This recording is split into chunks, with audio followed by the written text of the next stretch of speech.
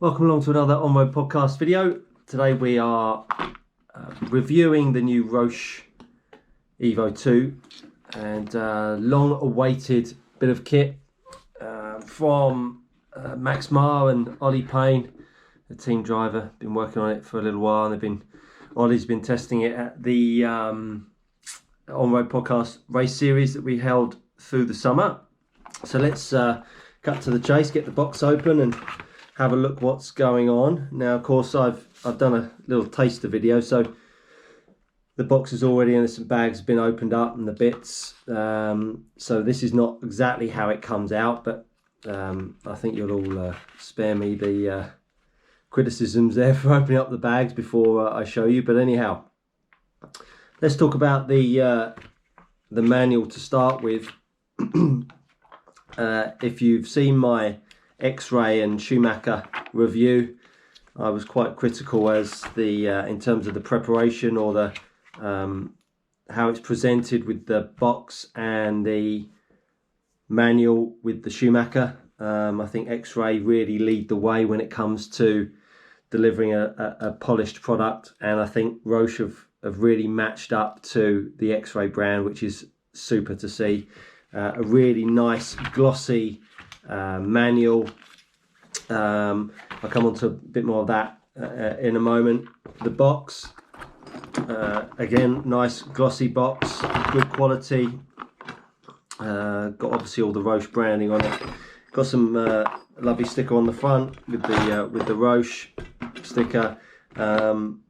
Yeah, really impressed by that. Looks a lovely bit of kit, a premium kit. I think the kit retails at $269.99 from Zen Racing. That's where I got this from. Dave Spashett and the guys there. Paul Roadmark, thanks very much for getting this over to me quickly.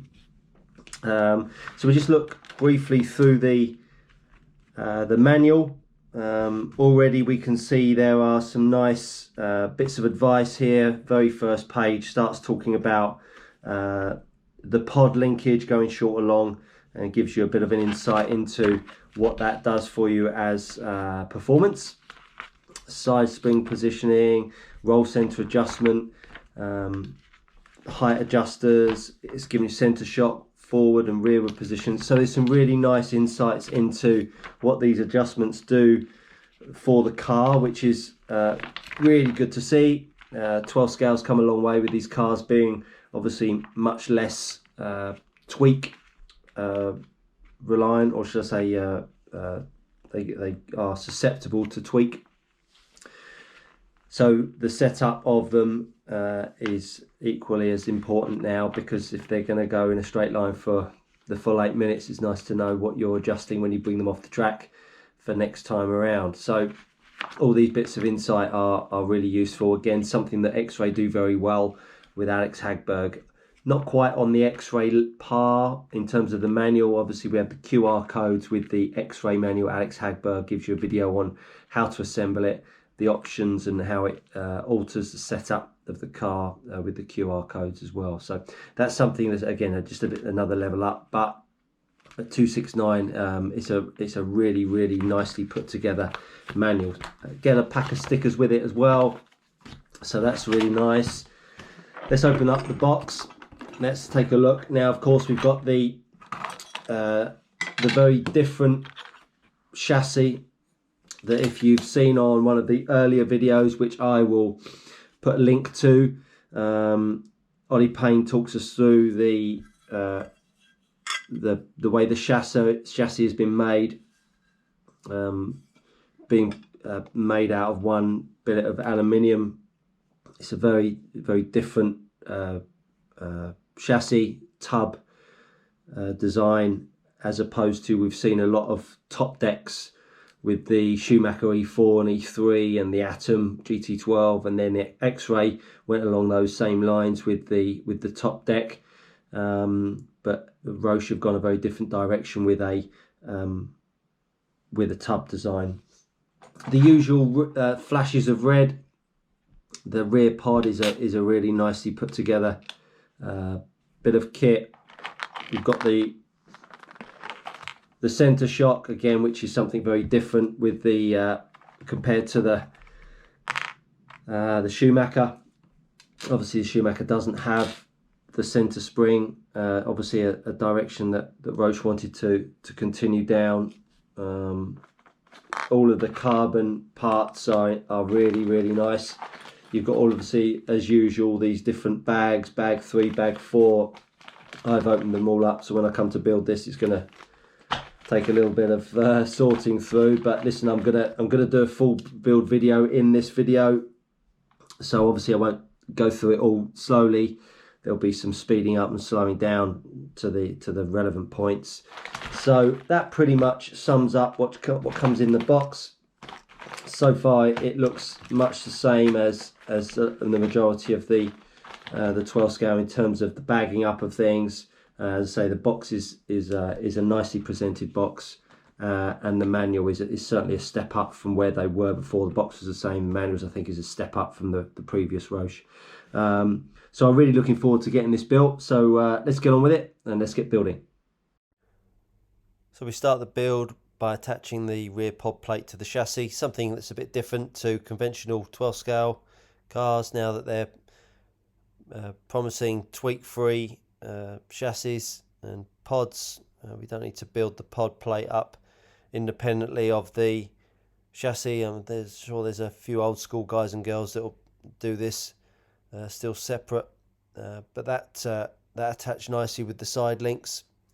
Now we come to pop on the rear bulkheads with that lovely flash of red that is so well known with the Roche kits. Again, that went on really nicely. The bolts across this kit are very nice. Got some slightly different ones with the flat heads that you may or may have not seen in some of the publications promoting this kit. Now we've got the rear cross brace, fitting the side springs. A couple of different options of where you can place the side springs, internal or external, giving you some different performance characteristics, all mentioned in the manual. Then I'm going to pop on the top of the rear pod, the brace there where you're going to attach the center shock to. Again, goes on there rather nicely.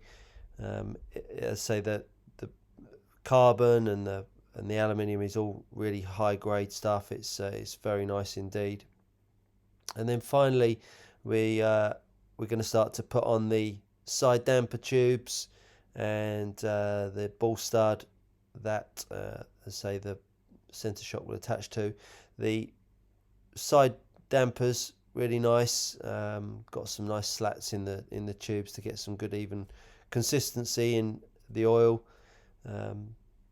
Again, gives you insights into what the oil thickness does for the performance of the car in the manual. So pay particular attention to that. That'll help you get the most out of this kit. And then we pop on the rear brace on the back of the pod. Ride height gauge is on, and we're done on the rear of the car. So we move on now, and this car comes with a spool, as most of them do now. Going to fit that on. Again, fairly standard issue with the spool. Couple of lovely alloy hubs. Comes with a decent sized spur gear. Not quite sure what that is. So we move now on to the front part of the car. This is a very conventional setup. It's got reactive caster on it. Got these upper arms. Again, reminds me very much of a Xenon front end. Got the aluminium pieces there, or uprights that join themselves to the lower arms. So that's the front end now attaching on with the ride height spaces underneath the two front end units, as it were. Again, builds very nicely. There's some very different parts to this front end that you won't have seen before, but it's a very nice front end indeed. Very much for the old school 12 scale driver. Very different to the new sort of top and lower beams that we're seeing of the X-Ray and the Schumacher car. So now we're building the center part of the car that you would join the shock to. It's just a little standoff with a carbon top piece that attaches nicely with the high quality bolts that it comes with. Again, a really nice build, coming near to completion. We're obviously going to move now on to the just bolting on the body shell posts, also the front bumper. Again, nice foam bumper. Ollie Payne Racing does a nice 3D printed front bumper for anyone that's running the ProLite shells. Obviously they flex quite a bit, and Ollie's designed a nice front bumper for all of your 12 scale cars, so I'd thoroughly recommend checking that out on the OPR Racing. The front wheels don't come with M3 nuts, they come with a single bolt, so that's something slightly different, and the usual 3 bolts on the rear. As I say, we're now coming on to the centre shock. I've built this dry. I've not put in any oil because I'm not going to be running this car. This is purely for a review only. A really, really nice shock, very much like the Yokomo short shock that we've seen. It's a lovely build, all goes together really nicely, as you'd expect from Roche Racing. Ollie spends a lot of time testing this stuff out, so you can be sure that this shock is going to be one that is going to work really well with the car. I drove Ollie's car at the On Road podcast, and I really enjoyed trying it out on the high grip of MB Raceway. So that's pretty much it. You can see the car's now fully built. You can see from these images it's a really high-end luxury 12 scale car. 269, I think it's the best value 12 scale car out there. I know the support that all the guys at Zen Racing will give you will be as good as you'll find from a 5-time world champion and Ollie Payne and his support as well. So go check it out, and